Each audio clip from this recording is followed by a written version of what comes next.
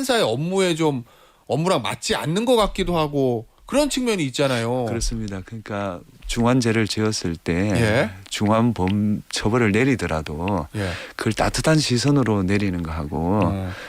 경멸의 시선으로 내리는 건 다릅니다. 중형을 내렸는데 따뜻한 마음으로 내리는 거랑 그냥 뭐 경멸의 시선으로 내리는 거랑은 좀 다르다라고 얘기를 하는데 이게 뭐가 다르지? 형을 사는 사람의 입장에서는 그냥 너무 좀 족 같은 거 아닌가? 제가 나를 따뜻하게 바라보든 경멸의 눈으로 바라보든 징역 10년이야. 그러면 그냥 족 같은 거 아닌가? 근데 또 희한하네요. 또 막 편지도 오고 그런데요. 요 뒤에 그런 내용이 좀 있는데 고맙다는 감사의 뭐 그런 편지도 오고 한다는데 도무지 이게 무슨 말인지 모르겠어요. 근데 뭐 아무튼 뭐 그렇다고 하니까 그냥 넘어가자고요.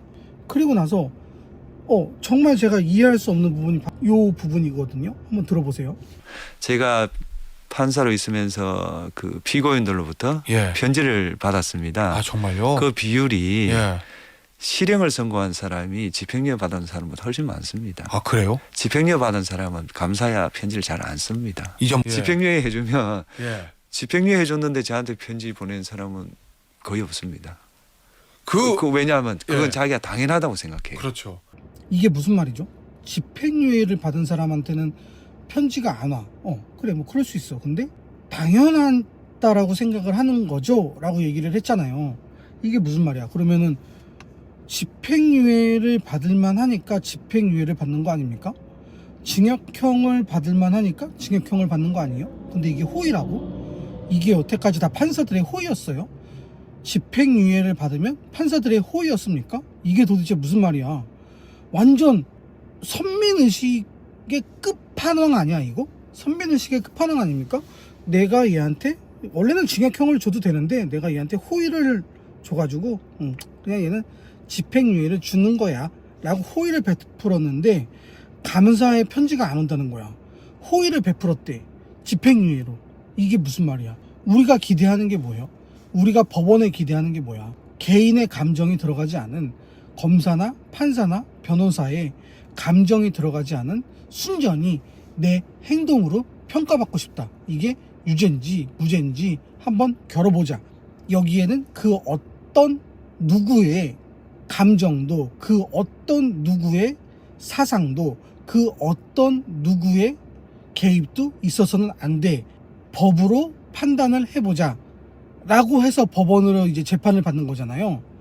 그게 법치주의잖아. 근데 이 사람은 뭐야? 자기가 호의를 베풀어서 이 사람한테 집행유예를 줬는데 그 집행유예 받은 사람이 감사의 편지를 쓰지 않았다라는 거지. 마치 자기가 당연하게 나는 집행유예를 받았다라는 게 못마땅해서 이런 말을 하는 게 아닌가? 라는 좀 생각이 좀 들어요. 근데 이 뒤로 개소리가 또 줄줄줄줄줄 또 이어져요. 한번 또 들어보자고요. 공직자의 뇌물 사건은 예. 되도록이면 엄하게 하려고 예. 노력했습니다. 예. 그런데 뭐 그 교통사고 미합의 사건 예. 이런 건 좀 되도록이면 아. 좀 선처하려고 노력했습니다. 그런데 예. 그때 문제가 피해자거든요. 그렇죠. 그러니까 이 피해자한테 어떤 식으로든 좀 연락을 해서 예. 공직자의 뇌물 사건은 되도록이면 엄하게 처벌을 하려고 했다. 이게 도대체 무슨 말이야? 공직자의 뇌물 사건은 되도록이면 엄하게 처벌을 하고 교통사고 미합의 사건은 되도록이면 좀 선처를 해주고 싶다라는 얘기잖아요. 여기 난 진짜 어이가 없는 거야. 고위 공직자든 하위 공직자든 뭐 어떤 사람이든지 간에 범죄를 저질렀으면 법에 따라서 너무나도 당연한 거잖아요. 내가 지은 죄만큼 벌을 받고 싶지 그거보다 더 받고 싶겠어? 그거보다 더 받고 싶은 사람이 어딨어요. 덜 받고 싶은 마음은 있지. 근데 그거보다 더 받고 싶은 마음은 없단 말이야. 그래서 재판에 가는 거고 내가 지은 죄만큼만 난 벌을 받고 싶어요. 혹은 나는 지은 죄가 없어요. 그러니까 무죄를 내려주세요. 나는 억울해. 그러니까 나는 최대한 좀 덜 받고 싶어서 재판을 가는 거잖아요. 근데 이게 무슨 말이야? 말도 안 되는 소리를 지금 너무나도 말같이 하고 있잖아요. 이게 물론 그에 반대되는 경우도 있을 수가 있죠. 쟤는 너무나도 많은 죄를 지었어. 그래서 나는 제가 많은 벌을 받았으면 좋겠어 하는 마음이 있는 거고 나 너무 억울해. 나 딱 내가 지은 죄만큼만 벌을 받을래 라고 하니까 이제 재판이 시작되는 거잖아요. 이런 사람과 이런 사람이 싸우는 게 재판이잖아.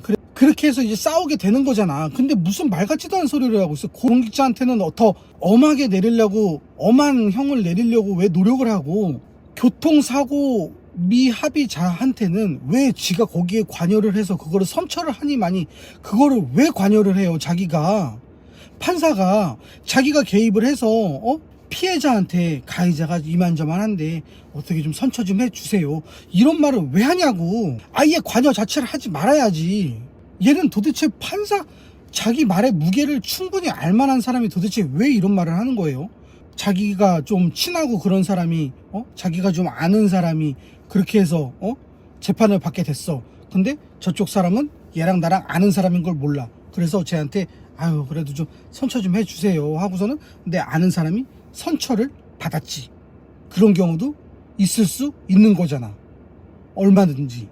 문영배랑 저 교통사고 가해자랑 그렇고 그런 사이라는 걸 피해자가 어떻게 아냐고. 왜 자기가 거기에 관여를 하냐고. 그럴 만한 충분히 의심이 들만하지 않겠냐고. 왜 그래요 대체 이 사람. 국민이 법원에 왜 충분한 신뢰를 보내지 않는지, 네. 왜 법관에게만 독립을 강조하는지, 뭐 이런 내용들. 네. 이 고민의 흔적이 느껴지시던데 그 고민의 답을 찾으셨습니까? 제가 하나 예를 들겠습니다. 예. 이재명 대통령이 네. 작년 9월에 구속영장이 청구가 됐어요. 예. 그런데 법원에서 기각이 됐어요. 예. 그래서 석방이 됐죠. 예. 그랬더니 이른바 보수 진영에서 그 판사를 엄청나게 공격했습니다. 그건 헌법에 어긋나는 일입니다. 이재명은 민주당의 당 대표라서 도주의 우려가 없다는 거야. 그리고 이미 충분히 증거가 모여 있어서 증거 인멸의 우려도 없다는 거야. 그래서 이재명은 구속영장이 기각이 됐죠. 근데 윤석열은 한 나라의 대통령이었어. 증거도 충분히 확보가 돼 있었어. 근데 윤석열은 도주의 우려도 있고 증거 인멸의 우려가 있어서 윤석열은 구속이 됐어. 이게 뭐야? 이런데 무슨 법원에 무슨 신뢰도가 올라가. 민주당의 당대표는 도주의 우려도 없고 증거 인멸의 우려도 없어서 풀어줬는데 그 나라의 대통령이었던 사람은 도주의 우려도 있고 증거 인멸의 우려가 있어서 구속을 시켰어. 이런데 어떻게 무슨 수로 신뢰도가 올라가냐고. 응? 그리고 나서 하는 말이 뭐예요? 그거 갖다가 국민의힘이 막 공격을 했더니 헌법 위반이라고 하죠. 헌법 위반이래. 그러면 지금 민주당이 지기현 판사를 그렇게 공격을 하고 있는데 이거는 헌법 위반 아니야? 너 왜 가만히 있어? 무직이라서? 이미 자기는 은퇴해서 아무 말도 안 하고 있어? 그러면서 나와서 윤석열이 그때 거짓말은 너무나 명백했다고 그 얘기는 하고 있다고? 말이 되는 소리를 해야지 좀 진짜. 아니 어떻게 앞뒤가 이렇게 달라요. 판사라는 사람의 잣대가 이렇게 다르다고. 판사를 AI로 대체를 하자라는 말이 나오지. 이따위로 하니까. 판사들이 이따위로 하니까. 나는 근데 얘가 이제 개소리를 계속 한단 말이야. 근데 여기서 옳은 소리를 이제 하나 한단 말이에요. 그게 이제 한번 들어보자고요. 선출 권력과 임명된 권력이 어느 게 우위냐, 이런 논쟁들이 지금 여의도에서 나오고 있거든요. 저는 이렇게 말씀드리고 싶습니다. 대한민국 헌법을 한번 읽어보시라. 예. 이게 제 대답입니다. 대한민국 헌법을 읽어보시라는 얘기는 선출 권력이나 그런 걸 떠나서 예. 우리의 논의의 출발점은 예. 헌법이어야 됩니다. 그렇죠. 헌법 몇 조에 근거해서 주장을 펼치시면 예. 논의가 훨씬 더 생산적일 것이다. 재명아 잘 들었지? 선출된 권력과 임명된 권력은 우선순위가 없대. 그거는 네가 헌법을 잘 몰라서 그런 거래. 헌법을 잘 읽어봐야지 건강한 논의가 될 거래. 그러니까 헌법에 대해서. 근데 얘 변호사 아니었나? 어쨌든 요건 또 이제 옳은 소리를 한 거고, 요 뒤에 이제 한 방이 나옵니다. 한번 들어봅시다. 당시에 어떤 느끼셨던 거, 소회 이런 것들을 만약에 블로그에 남긴다면 제목을 뭐로 좀 붙이고 싶으세요, 재판관님? 민주주의가 예. 대한민국에 뿌리 내렸다. 윤석열의 탄핵으로 인해서 대한민국의 민주주의에 뿌리가 내렸다고. 안 웃을래? 안 웃을 수가 없어. 뭐 개그야? 헌법재판관이 이렇게 웃겨도 됩니까? 민주주의 뿌리가 내렸다고? 우리나라가 언제는 뭐 공산주의였어? 언제는 뭐 사회주의였어? 우리나라는, 대한민국은 이승만이 대한민국을 건국했을 때부터 자유민주주의였다고. 근데 지금 무슨 소리를 하는 거야 대체? 이제 민주주의 뿌리가 내렸다고? 그리고 민주주의가 뭐가 그렇게 중요해요? 민주주의가 뭐야? 민주주의 완성? 민주주의의 뿌리가 내렸다? 민주주의가 시작됐다? 이 말을 도무지 이해할 수가 없어요. 민주주의는 그냥 수단이잖아. 그냥 어떤 문제가 생겼을 때, 어떤 결정을 내릴 때 그냥 다수결의 원칙으로 한다. 라는 그냥 수단에 불과하잖아요. 근데 얘는 도대체 그 수단이 뭐가 그렇게 중요하다고, 민주주의가 얼마나 위험한 건지는 사람들도 많이 느끼고 있다고요.